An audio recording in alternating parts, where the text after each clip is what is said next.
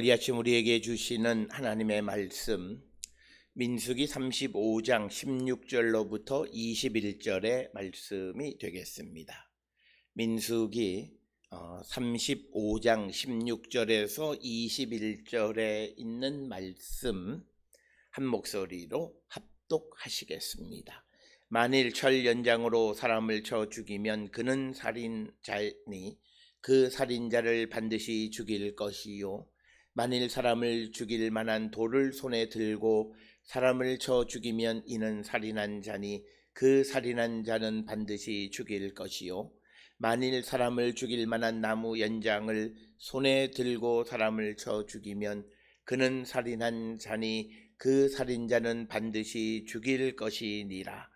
피를 보복하는 자는 그 살인한 자를 자신이 죽일 것이니 그를 만나면 죽일 것이요, 만일 미워하는 까닭에 밀쳐 죽이거나 기회를 엿보아 무엇을 던져 죽이거나 아기를 가지고 손으로 쳐 죽이면 그 친 자는 반드시 죽일 것이니 이는 살인하였음이라. 피를 보복하는 자는 살인자를 만나면 죽일 것이니라. 아멘.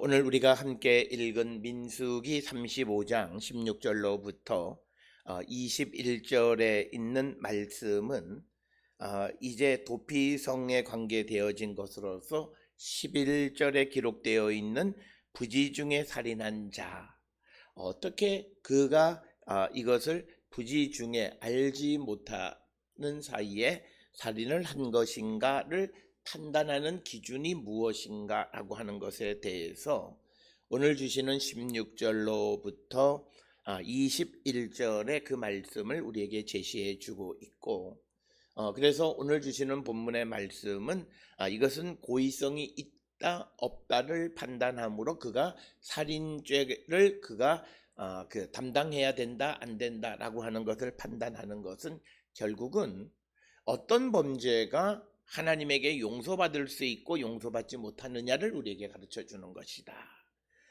그래서 오늘 주시는 본문을 먼저 살펴보게 되면 16절에 만일 철 연장으로 사람을 쳐 죽이면 그는 살인자니 그 살인자를 반드시 죽일 것이요, 그리고 17절에는 만일 사람을 죽일 만한 돌을 손에 들고 사람을 쳐 죽이면 이는 살인한 자니 그 살인자는 반드시 죽일 것이요, 그리고 18절에 만일 사람을 죽일 만한 나무 연장을 손에 들고 사람을 쳐 죽이면 그는 살인한 자니 그 살인자는 반드시 죽일 것이니라. 따라서 오늘 주시는 16, 17, 18절에서 의도된 살인인가 라고 하는 것, 즉 부지중에 한 살인이냐 아니면 고의로 한 살인이냐를 판단하는 근거 중에 하나는 그가 사람을 죽이는 데에 어떤 살해 도구를 사용했느냐라고 하는 겁니다. 그래서 오늘 주시는 16절에서는 철연장, 17절에서는 사람을 죽일 만한 돌, 그러니까 큰 돌이 되겠죠. 그리고 18절에 사람을 죽일 만한 나무 연장, 그러니까 나무 막대기나 어떤 나무로 만든 어떤 도구 등으로 쳐서 사람을 죽이면 그것은 고의성이 있는 것이다 라고 하는 것입니다.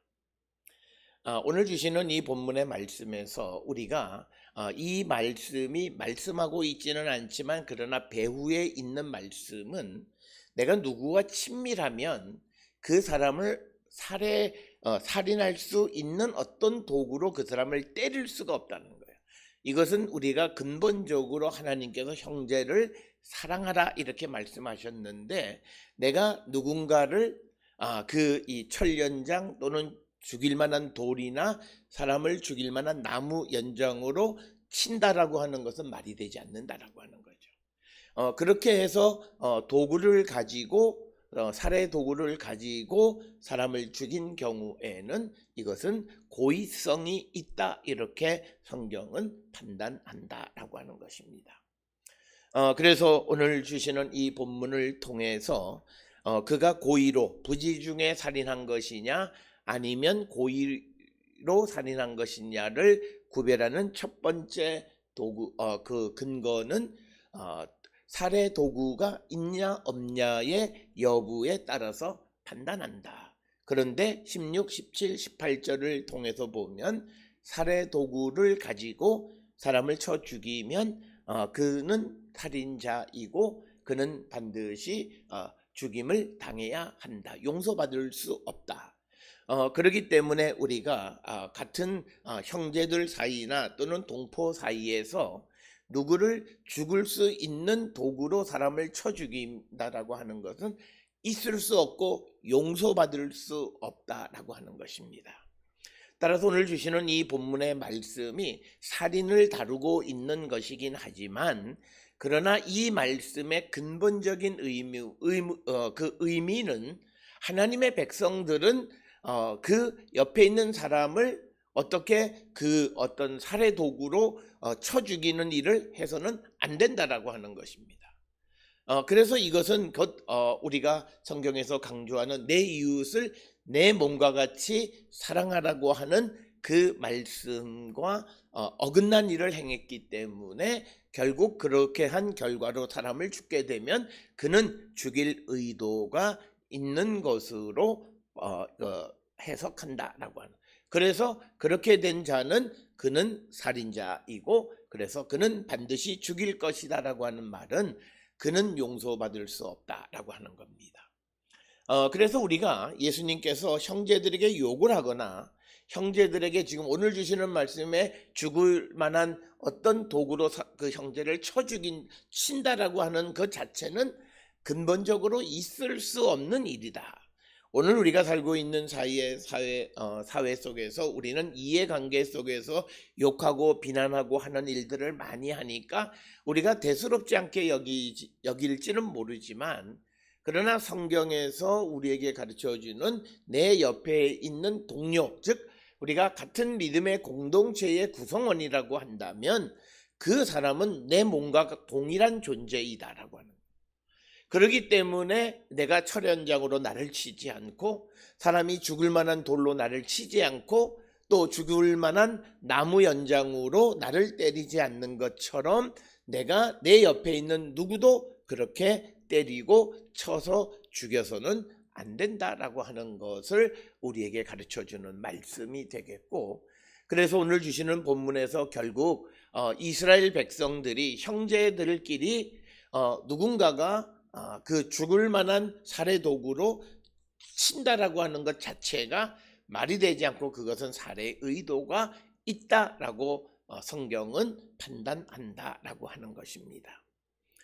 그래서 오늘 주시는 본문의 말씀을 통해서 16, 17, 18절에서 살인의 의도성이 있는 것으로 여겨지는 것은 도구를 사용해서, 즉 치명적 상해를 입힐 수 있는 철이나 돌이나 나무 도구를 사용해서 사람을 죽인 경우에는 그는 아마 그 죄를 용서받을 수 없고 그는 살인자이다라고 하는 겁니다.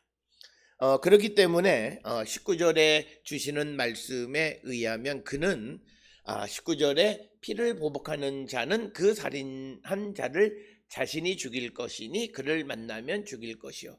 그래서 오늘 주시는 19절에서는 뭐냐면 누군가가 살해를 당했는데 그 인척이나 그의 가족 중에 누군가가 그 사람이 이제 고의성이 있게 살인을 했다라고 판단이 되어지면 그를 살인할 수, 죽일 수 있다라고 하는 것이 오늘 주시는 말씀입니다. 따라서 오늘 주시는 19절에 피를 보복하는 자가 사람을 죽이는 이것은 허락되어진 것이다라고 하는 거죠. 이 허락이라고 하는 것은 바로 앞에 18절에 그 살인자는 반드시 죽일 것이니라라고 하는 하나님의 판단에 의해서 19절에서 피를 보복하는 자가 그를 죽이는 것을 의미하는 것이다 라고 하는 것입니다. 따라서 오늘 주시는 말씀에 16절로부터 19절까지에는 피를 보복하는 자에 의해서 보복을 당하는 사람, 즉 하나님에게 보호받지 못하고 용서받지 못하는 사람은 형제에게 치명적인 도구를 사용해서 해를 가하고 결과로 사람의 죽게 되어지는 경우는 그는 용서받을 수 없다라고 하는 겁니다. 그렇기 때문에 우리가 앞에서 말씀을 드렸듯이 내 형제에게 치명적인 상처를 줄 수 있는 도구를 사용한다든지 또 예수님의 말씀처럼 형제에게 욕을 한다든지 하는 것들은 있을 수 없는 것. 즉 우리가 형제의 관계 속에서 특히 믿음의 관계는 하나님을 믿는 사람들을 중심으로 되어 있는 그런 신앙의 공동체 안에서 서로 욕을 한다라고 하는 것은, 서로 비난한다라고 하는 것은 있을 수 없다라고 하는 거예요. 그러니까 이것은 근본적으로 하나님의 나라에 그 질서에 어긋나는 일을 하는 모든 사람은 용서받을 수가 없어요. 하나님의 나라, 그 하나님의 나라의 질서의 기본은 나를 하나님께서 구원해 주시고 내가 소중한 존재인데 내 옆에 있는 사람은 나만큼 소중하고 나처럼 내가 사랑하고 존중해야 되는 사람인데 그 관계를 깨트리는 것, 그 관계를 깨트리는 것은 결국은 내가 하나님과의 관계를 깨트리는 것 같다라는 거죠. 그것과 똑같다라고 하는 거예요. 그래서 내 옆에 있는 형제에게 살해 도구로 휘둘러서 결과적으로 죽게 된다든지 또는 내 옆에 있는 형제에게 욕을 한다든지 하는 것들은 그것은 심각한 하나님의 나라의 질서를 위반하는 것이고 용서받을 수 없다라고 하는 것입니다.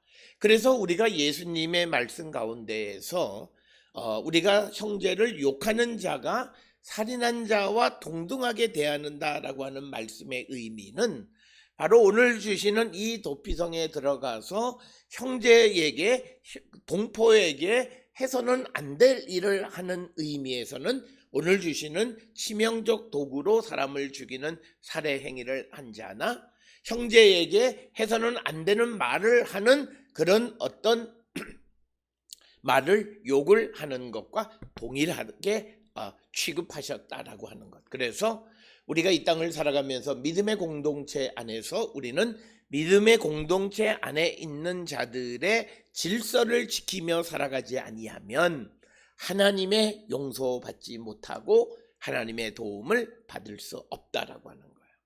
그 하나님의 사회, 하나님의 나라의 질서는 하나님의 나라를 구성하고 있는 사람들에 대해서 우리가 존중하고 그를 나처럼, 다른 사람을 나처럼, 하나님의 나라의 구성원을 나처럼 존중하는 삶을 살아가는 것, 그런 자세를 갖는 것이 기본적으로 우리가 믿음의 공동체에서 반드시 행해야 할 것이고 그 질서를 깨트리는 자는 하나님의 용서를 받을 수 없다라고 하는 거죠. 그래서 우리는 화평케 하는 자라고 말하는 거죠. 어디를 가든지 화평케 하는 자가 되어야지 우리가 분란을 일으키고 남을 힘들게 하고 어렵게 하는 일을 해서는 아니 된다라고 하는 것을 우리에게 분명하게 가르쳐 주시는 그런 말씀이 되겠습니다. 그 다음에 이제 이어지는 20절, 21절에 있는 말씀은 만일 미워하는 까닭에 밀쳐 죽이거나 기회를 엿보아 무엇을 던져 죽이거나 악의를 가지고 손으로 쳐 죽이면 그 친자는 반드시 죽일 것이니 이는 살인하였습니다. 따라서 오늘 주시는 20절과 21절에서 우리에게 이야기하는 것은 뭐냐면 계획성입니다. 그러니까 내가 미워하기 때문에 그래서 그를 밀치거나 또는 내가 기회를 엿본다라고 하는 것은 내가 언제든지 이 사람을 죽이려고 하는 의도를 가지고 기회를 엿보는 것은 계획성입니다. 그리고 또 하나 21절에서는 악의를 가지고 손으로 때리고, 이미 악의를 가졌다라고 하는 말 자체는 이미 내 안에 계획이 있다라고 하는 겁니다. 그렇기 때문에 오늘 주시는 이 본문의 말씀이 우리에게 주는 것은 계획성 있는 살해는 용서받지 못한다라고 하는 거예요. 그런데 우리가 그런 계획성, 누구를 미워하고 누구에게 악의를 가지게 되면 그에 대한 그 우리의 살해의 의도가 우리 안에 생기게 되고 그를 나쁘게 할 의도가 생긴다는 거예요. 오늘 우리가 이 땅을 살아가면서 누구를 미워하지 말라라고 하는 그것은 뭐냐면 내가 누구를 미워하는 순간 내 안에 그에 대한 나쁜 의도가 생기고 그것은 결국은 계획이 되고 내가 그래서 그에게 무엇을 행하면 그것은 용서받을 수 없다라고 하는 거예요. 그게 오늘 우리가 그래서 누구를 미워하지 말라고 하는 것의 가장 중요한 것은 이미 내가 미워하고 누구를 미워하는 한에서 누구에게 어떤 행위, 특히 나쁜 행위를 행하는 그것은 모두가 다 성경에서는 계획을 가지고 한 것이고 그 계획을 가지고 한 것은 용서받을 수 없다라고 하는 것이 오늘 주시는 말씀입니다. 그래서 오늘 우리에게 주시는 말씀에서 미움을 갖지 않아야 되고 누구에 대해서 악의를 갖지 않아야 내 안에 어떤 일을 행하더라도 계획이 없는 거예요. 그에 대해서 어떤 일을 행해서 설령 그가 죽었다 할지라도 우리가 그를 죽인 것에 대한 용서를 받을 수 있는 거예요. 그런데 평소에 그를 미워하고 그래서 기회를 엿보고 그리고 그에 대해서 악의를 가지고 있는 사람이 그에게 어떤 나쁜 일을 행하게 되면 그것은 계획성이다라는 거예요. 그 계획성은 용서받을 수 없다라고 하는 것입니다. 그러니까 우리가 평소에 누구에 대해서 나쁜 이야기를 계속하거나 또는 누구에 대해서 나쁜 의도를 가지고 있는 것이 드러나서 얼마 지나서 그에게서 나타나는 일이 그가 누구를 죽였다면 성경은 그는 의도를 가지고 계획을 가지고 그를 죽인 것과 동일하다는 거예요. 그래서 우리가 세상을 살아가면서 이것이 그냥 순간적으로 일어난 것이냐라고 하는 것은 내가 그에 대해서 호의를 가지고 좋은 관계를 유지하며 살아오다가 뜻하지 아니하게 어떤 행위를 함으로 그가 죽게 되어진 것이 오늘 우리가 성경을 통해서 부지중 우리가 살인한 자다라고 하는 거예요. 미워하지도 않고 악의를 가지고 있지도 않았고 또 기회를 엿봐서 그를 죽이려고 하는 의도가 없는 상황 속에서 어떤 살인의 사건이 벌어졌을 때 그는 도피성에서 용서받을 수 있다라고 하는 것이 오늘 우리에게 주시는 말씀이 되겠습니다. 그래서 성경이 우리에게 왜 미워하지 말라, 남에게 대해서 항상 호의를 가지고 살아가라라고 말을 하는가라고 하는 것은 바로 하나님의 용서를 받을 수 있느냐 없느냐라고 하는 거예요. 누군가가 우리가 정말 하나님 앞에 처절하게 누구를 미워하는 마음이 있으면서 우리가 그 미워하는 마음을 우리가 제거하지 아니하면 우리가 그에 대해서 행하는 모든 것은 의도성 그리고 계획성으로 여겨져서 용서받을 수 없다라고 하는 거예요. 그러면 우리가 우리 안에 있는 누구에 대한 미움, 어떤 사건을 통해서 생겨나는 미움과 그에 대한 악의를 어떻게 없앴느냐? 우리가 아무리 결단하고 아무리 내가 좋은 마음을 가지려 하더라도 되지 않아요. 그래서 예수께서 우리를 위해서 십자가에 달려 돌아가심으로 이제 우리가 예수를 믿음으로 말미암아 우리 안에 성령이 임하심으로 우리 안에 새로운 영을 주시고 새로운 피조물이 되게 하셔야만 미워하지 아니하고 악의를 씻어낼 수 있다는 거예요.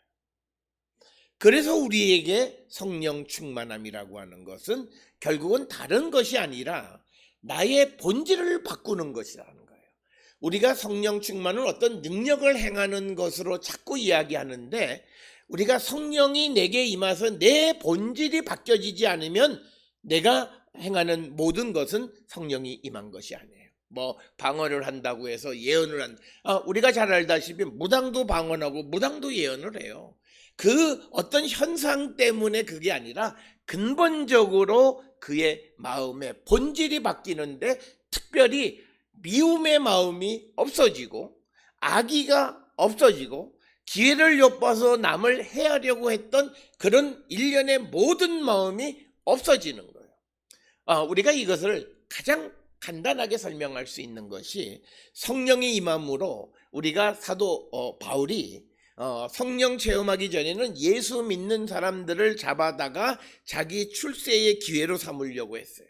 예수 믿는 사람을 지극히 싫어했어요. 그런데 성령이 그에게 임하심으로 이제 그는 예수를 증거할 뿐만 아니라 예수 믿는 사람들을 위해서 살아가요.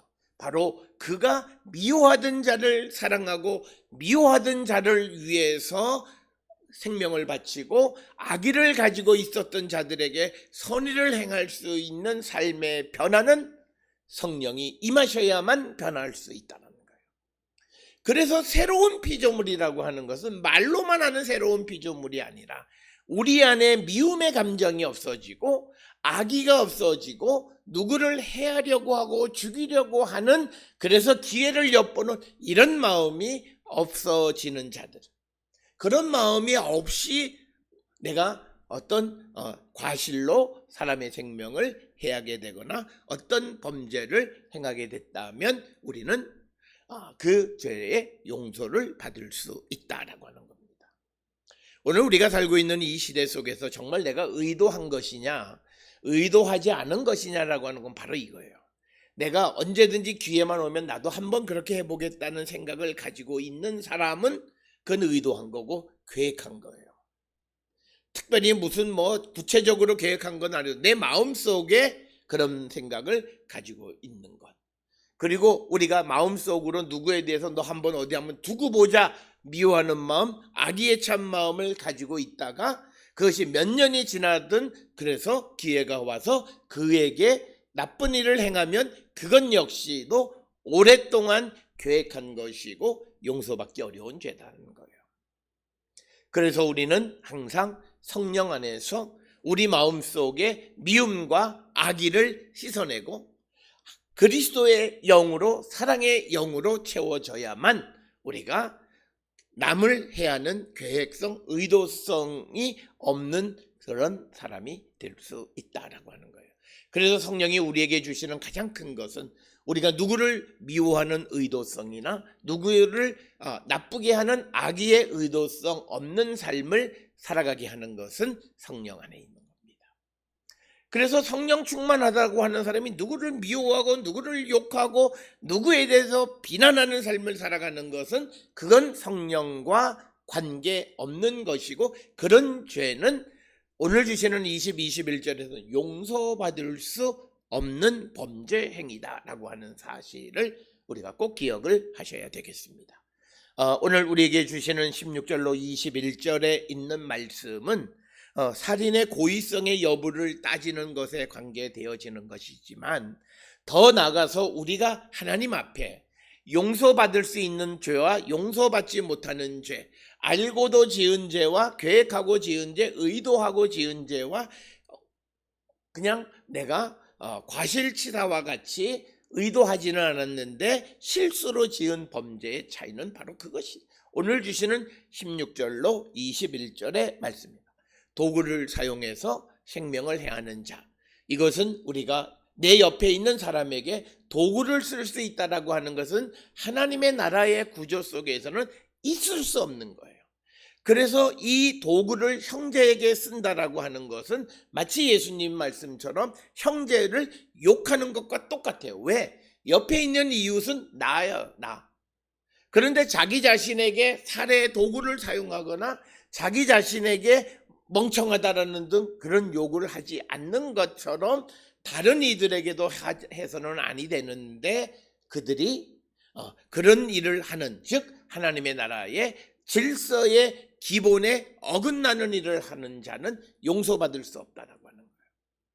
그리고 또 하나는 그가 계획했느냐 여부, 그 계획했느냐라고 하는 것은 그가 평소에 미워했느냐, 악의를 가지고 있었느냐, 죽일 기회를 엿봤느냐라고 하는 것인데 이것은 우리가 평소를 살아가면서 왜 성령 안에 살아가야 되고 성령으로 새로운 피조물이 되어야 하는 이유는 미움의 감정과 악의를 없애버리기 위한 거예요. 많은 사람들은 어떻게 미워하지 않을 수 있냐, 어떻게 악의를 갖지 않냐, 저렇게 악한 사람, 그는 성령 체험을 하지 않았기 때문에 그래요. 어디 가서 그런 얘기 하면 안 돼요.